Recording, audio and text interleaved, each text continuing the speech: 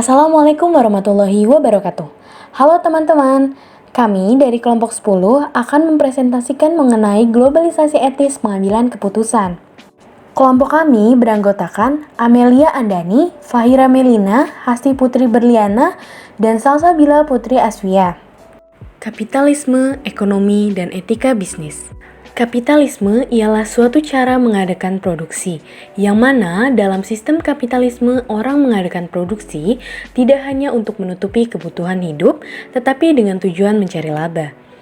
Laba yang diperoleh sesudah dikurangi untuk menutupi ongkos-ongkos yang dikeluarkan, dipergunakan pula untuk mengadakan perusahaan baru. Jadi, laba bukan dianggap sebagai karunia yang dapat diraih dengan cara yang mudah.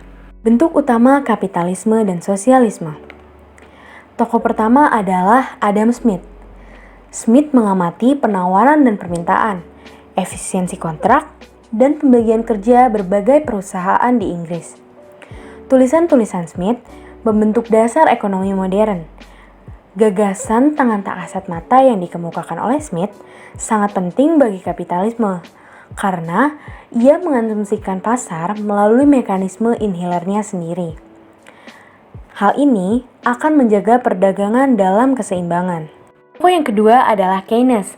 Bentuk kedua kapitalisme mendapat dukungan pada awal depresi besar. Keynes berpendapat bahwa kebijakan pemerintah dapat digunakan untuk meningkatkan permintaan agregat, sehingga meningkatkan kegiatan ekonomi dan mengurangi pengangguran dan deflasi. Keynes berargumen bahwa solusi untuk depresi guna merangsang perekonomian melalui beberapa kombinasi dari penurunan suku bunga atau investasi pemerintah di bidang infrastruktur. Tokoh yang ketiga adalah Milton Friedman. Mewakili ayunan ke kanan pada spektrum politik, Friedman telah hidup melalui depresi besar, tapi menolak kesimpulan Keynesian bahwa pasar kadang membutuhkan beberapa intervensi untuk fungsi yang paling efisien. Friedman berpikir bahwa sistem dapat mencapai keseimbangan tanpa intervensi pemerintah. Ide-idenya merupakan prinsip-prinsip panduan untuk membuat kebijakan pemerintah di Amerika Serikat dan seluruh dunia. Keynes dan Friedman setuju bahwa A. Orang-orang memiliki preferensi yang rasional antara hasil yang dapat diidentifikasi dan dikaitkan dengan nilai. B. Individu memaksimalkan utilitas dan perusahaan memaksimalkan keuntungan. C. Orang-orang bertindak secara independen atas dasar informasi yang lengkap dan relevan. Selanjutnya adalah sosialisme. Sosialisme mengacu pada teori-teori ekonomi yang menganjurkan terciptanya masyarakat di mana kekayaan dan kekuasaan dibagi dan didistribusikan secara merata berdasarkan jumlah pekerjaan yang dikeluarkan dalam produksi. Sosialisme berasal dari abad 19 dan merupakan gerakan politik kelas pekerja yang mengkritik efek industrialisasi dan kepemilikan pribadi. Menurut Karl Marx, sejarah telah menunjukkan bahwa komunisme ketat ditaksirkan sebagai sebab ekonomi gagal. Pada tahun 1940, demokrasi sosial dibentuk sebagai cabang dari sosialisme yang memungkinkan untuk kepemilikan pribadi dari properti dan juga dilengkapi dengan pemerintahan yang besar untuk menawarkan layanan seperti pendidikan dan pelayanan kesehatan kepada warganya. Demokrasi sosial mengambil masalah seperti penyakit, kebodohan, kemelaratan, dan kemalasan dan pendukung intervensi pemerintah. Negara-negara Skandinavia seperti Swedia dan Finlandia adalah contoh demokrasi sosial. Untuk memahami perspektif global masa depan, kita akan membahas tentang perbedaan antara ekonomi rasional dan ekonomi perilaku. Ekonomi rasional didasarkan pada asumsi bahwa orang-orang dapat diprediksi dan akan memaksimalkan utilitas dari pilihan mereka yang relatif terhadap kebutuhan dan keinginan mereka. Sedangkan ekonomi perilaku mengasumsikan bahwa manusia tidak mungkin bertindak rasional karena genetika, perilaku yang dipelajari, dan heuristik atau aturan praktis. Selain itu, perilaku ekonomi menyatakan bahwa cara sesuatu yang disajikan kepada konsumen dapat mempengaruhi pilihan. Ini disebut efek framing. Baiklah, kita masuk pada konsep nilai-nilai umum. Yang pertama, terdapat nilai umum global yang mana nilai-nilai yang ada di dalamnya dibagi di sebagian besar budaya. Lalu yang nomor dua, nilai-nilai budaya negara yang spesifik untuk sebuah kelompok, sekte, daerah, atau negara-negara yang mengekspresikan tindakan, perilaku, dan minat. Perbedaan-perbedaan itu pasti ada karena faktor budaya yang berbeda. Hal itu juga dirasakan dalam perusahaan. Budaya organisasi dan budaya nasional adalah dua hal yang berbeda. Perbedaannya yaitu, jika budaya organisasi ada berdasarkan nilai, norma-norma, dan artefak yang berasal dari budaya nasional dan dipengaruhi oleh budaya nasional.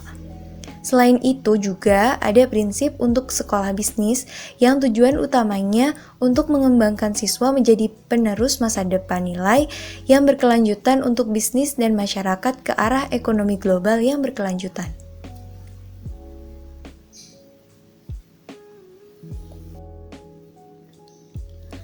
Lalu ada praktek bisnis global. Praktek bisnis global dilakukan oleh setiap negara, pastinya terdapat perbedaan-perbedaan di dalamnya sesuai dengan kebijakan masing-masing negara. Contohnya di sini salah satunya adalah Amerika Serikat yang melakukan praktek dumping yang mana menerapkan harga yang lebih tinggi untuk pasar domestik, tetapi sebaliknya menerapkan harga rendah di pasaran luar negeri. Suatu kode etik untuk tenaga kerja global tidaklah mudah untuk dilakukan. Individu harus dapat menyesuaikan diri dengan etika budaya lainnya yang berbeda dengan budayanya atau menggunakan budaya sendiri sebagai bentuk pertahanan terhadap suatu yang tidak etis seperti yang dirasakan oleh negara asing. Adapun kelemahan jika menggunakan adaptasi dengan budaya negara lain yaitu bertentangan dengan standar moral individual mereka sendiri dan mungkin juga akan bertentangan dengan nilai-nilai budaya mereka sendiri.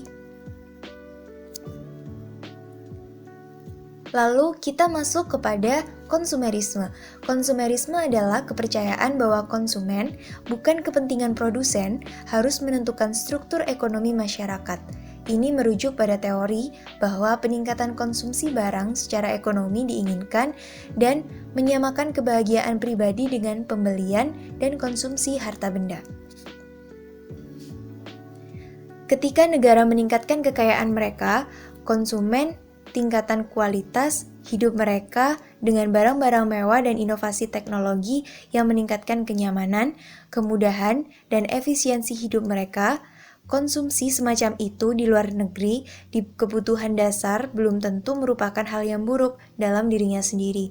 Namun, karena semakin banyak orang yang terlibat dalam perilaku seperti ini akan menimbulkan dampak seperti limbah dan polusi yang akan meningkat.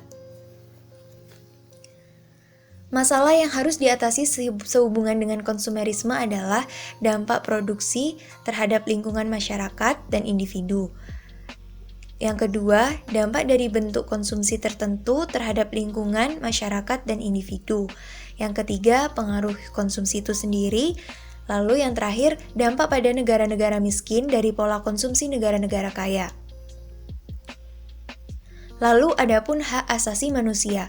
Hak asasi manusia telah dikodifikasikan ke dalam dokumen PBB dan didefinisikan sebagai martabat yang melekat dengan hak yang sama dan tidak dapat dicabut sebagai dasar kebebasan, keadilan, dan perdamaian di dunia. Hak asasi manusia bukanlah konsep baru, didirikan beberapa dekade yang lalu, tetapi beberapa perusahaan mempertimbangkannya sampai dengan saat ini. Seperti yang bisa kita lihat pada timeline deklarasi hak asasi manusia PBB, di sini hak asasi manusia yang diakui oleh PBB itu seperti kebebasan beragama, hak-hak perempuan, perawatan kesehatan, hak untuk mendapatkan upah yang sama untuk pekerjaan yang sama, hak untuk bekerja, hak untuk membentuk dan bergabung dengan serikat pekerja, serta hak keibuan dan masa kekanak-kanakan berhak mendapat perawatan dan bantuan khusus. Selanjutnya ada healthcare. Seperti yang kita ketahui bahwa perawatan kesehatan merupakan salah satu hak asasi manusia di mana semua orang memiliki hak untuk mendapatkan perawatan kesehatan yang layak. Di sini healthcare berfokus pada pengobatan penyakit yang memiliki tingkat kematian yang tinggi seperti malaria, HIV, AIDS, dan sebagainya. Tetapi, para penentang malah menyarankan untuk menekankan pada pengobatan seperti kebotakan atau bahkan impotensi yang justru memiliki tingkat resiko yang lebih rendah. Nah, ada beberapa yang menjadi masalah dalam perawatan kesehatan.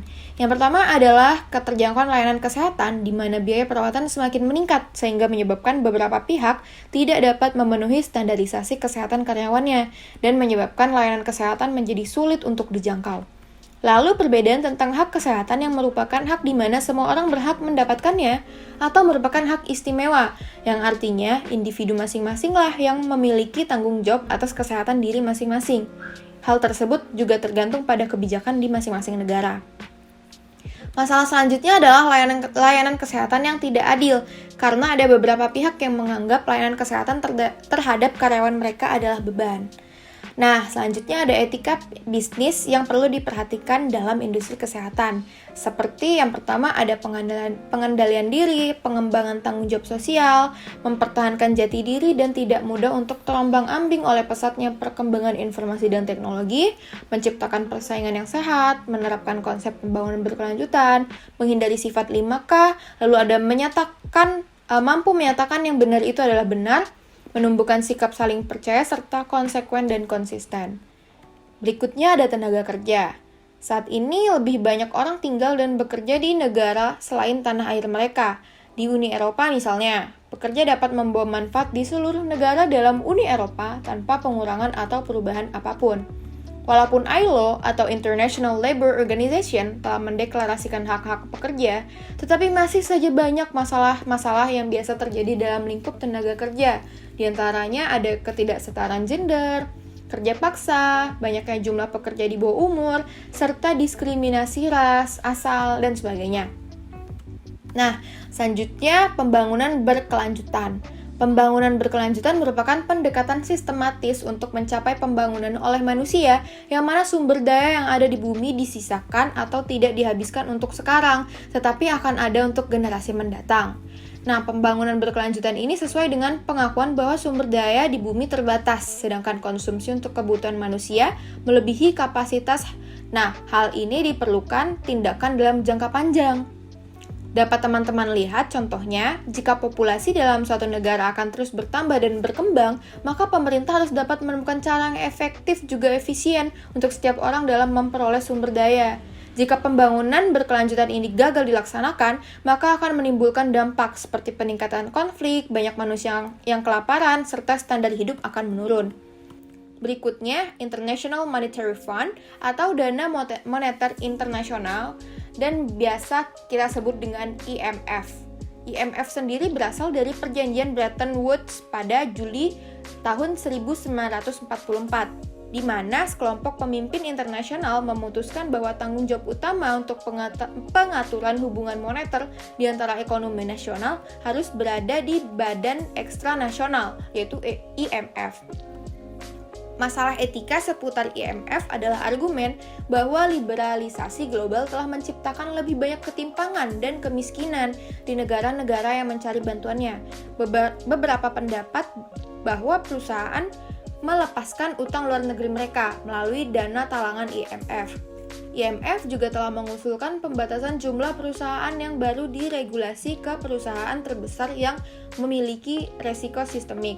Di sini, IMF menyarankan pemerintah mengadopsi kode etik mengikat di seluruh negara untuk mengkoordinasikan bagaimana dan kapan mereka akan menengahi di perusahaan-perusahaan bermasalah dan cara berbagi kerugian dari lembaga keuangan besar yang beroperasi lintas batas. Di masa depan, IMF dapat mendikte persyaratan moneter untuk negara-negara dengan cara yang berubah-ubah. Beberapa orang berpendapat bahwa terlalu banyak uang telah dihabiskan untuk proyek-proyek yang terbukti tidak banyak manfaatnya. Akhirnya, terlalu sering pejabat pemerintah di negara-negara penerima, anggota keluarga mereka, dan rekan dekat mereka secara ilegal memperkaya diri mereka sendiri dengan mengorbankan mereka yang seharusnya mendapatkan hak masing-masing. Organisasi Perdagangan Dunia (WTO) didirikan pada tahun 1995 di Uruguay. WTO memiliki 133 negara anggota dan tambahan 33 negara yang telah diterapkan untuk keanggotaannya dan terus status pengamat. Atas nama keanggotaannya, WTO mengelola perjanjian perdagangan sendiri, memfasilitasi negosiasi perdagangan masa depan, mengendap perdagangan perselisihan, dan monitor kebijakan perdagangan negara-negara anggota. Meskipun tujuannya tentu tinggi, WTO telah dikritik oleh sejumlah kelompok, terutama organisasi lingkungan. Setidaknya terdapat 6 kasus yang berhubungan dengan lingkungan, khususnya konservasi kekayaan alam. Keenam kasus tersebut adalah tuna dolphin 1 dan tuna dolphin 2, superfan, unprocessed herring, and salmon, gaskasler tax, and shrimp. Beberapa prinsip yang semula hanya berlaku untuk isu perdagangan murni, kini mulai diterapkan terhadap kebijakan perdagangan yang berkaitan dengan isu lingkungan. Di mana salah satu contoh kasusnya adalah tuna dolphin 1 dan tuna dolphin 2. Pertikaian antara Meksiko dan Amerika Serikat adalah tentang teknik yang digunakan untuk memanen tuna. Kapal penangkap ikan Meksiko dikenal menggunakan lumba-lumba untuk mengumpulkan tuna, yang pada akhirnya dapat membunuh lumba-lumba. Amerika Serikat Marine Mammal Act menempatkan embargo, di mana embargo itu adalah pelarangan impor. Meksiko mengecam tindakan dan menggugat Amerika Serikat. Dari hal itu, WTO menyatakan hukum AS ilegal berdasarkan aturan GATT. Di mana kasus tersebut, WTO setuju untuk memaksa AS membatalkan hukumnya atas embargo. Amerika Serikat melakukan itu karena seharusnya tuna tidak ditangkap menggunakan jaring besar, di mana nanti lumba-lumba bisa terluka. Buntut dari putusan WTO adalah Amerika Serikat melatih nelayan Meksiko tentang praktik-praktik penangkapan ikan yang aman tanpa mengelilingi dan mengejar lumba-lumba.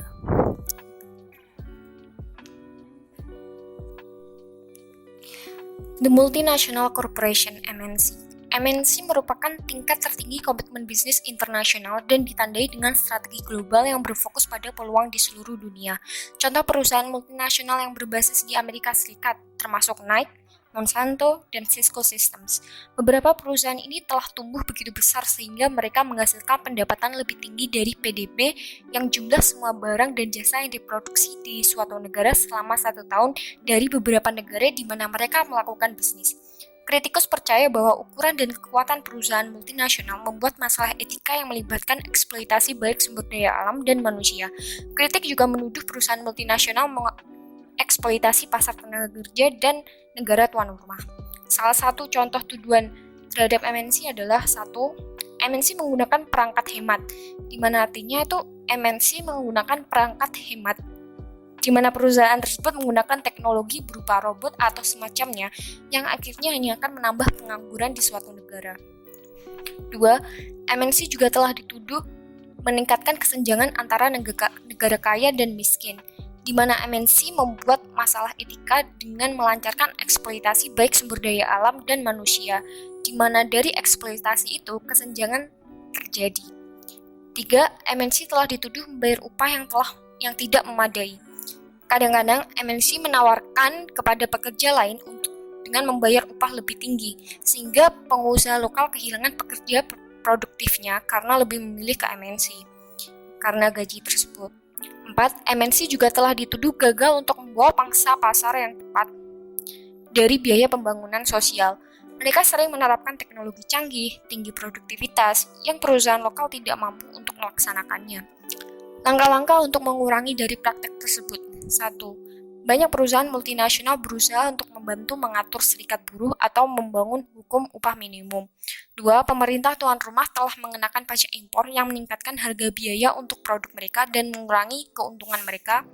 3. Pemerintah tuan rumah juga telah memberlakukan pajak ekspor perusahaan multinasional untuk memaksa mereka berbagi lebih banyak keuntungan mereka. Terima kasih telah menonton video presentasi kami. Semoga bermanfaat.